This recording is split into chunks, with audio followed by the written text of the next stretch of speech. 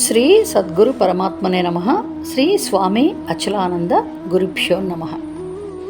విశ్వరూప సందర్శన యోగము 30వ శ్లోకం.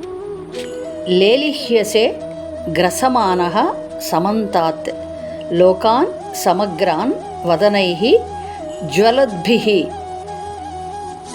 తేజోభిః ఆపూర్య జగత్ సమగ్రం భాసః తవ ఉగ్రాః ప్రతపంతి విష్ణో. లేలిహ్యసే గ్రసమానః సమంతాత్ లోకాన్ సమగ్రాన్ వదనైర్జ్వలద్భిః తేజోభిరాపూర్య జగత్ సమగ్రం భాసస్తవోగ్రాః ప్రతపంతి విష్ణో. లేలిహ్యసే గ్రసమానః సమంతాత్ లోకాన్ సమగ్రాన్ వదనైర్జ్వలద్భిః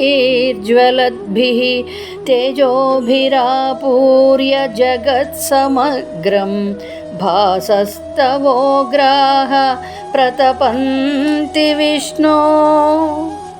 31వ శ్లోకం.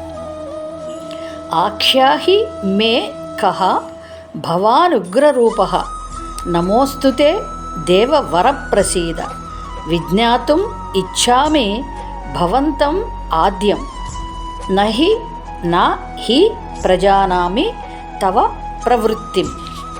ఆఖ్యాహి మే కో భవానుగ్రరూపో నమోస్తుతే దేవవరప్రసీద.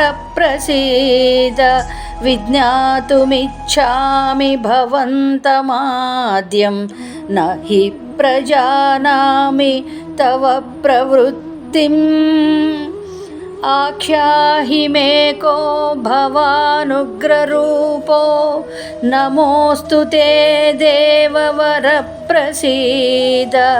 విజ్ఞాతుమిచ్ఛామి భవంతమాద్యం న హి ప్రజానామి తవ ప్రవృత్తిం.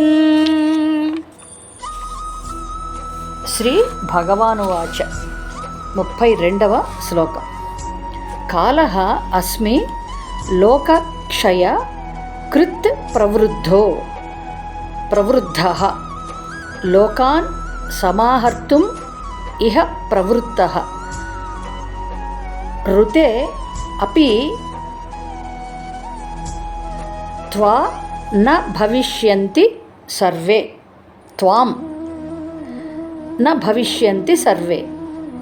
ఏ అవస్థితాః ప్రత్యనీకేషు యోధాః.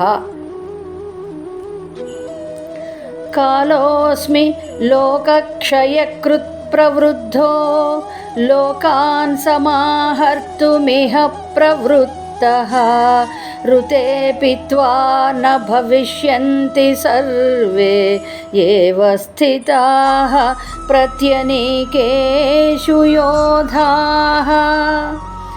కాలోస్మి లోకక్షయకృత్ ప్రవృద్ధో లోకాన్ సమాహర్తుమిహ ప్రవృత్తః ఋతేపి త్వా న భవిష్యంతి సర్వే ఏవ స్థితాః ప్రత్యనీకేషు యోధాః. ఓం తత్సత్. జై గురుదేవ్.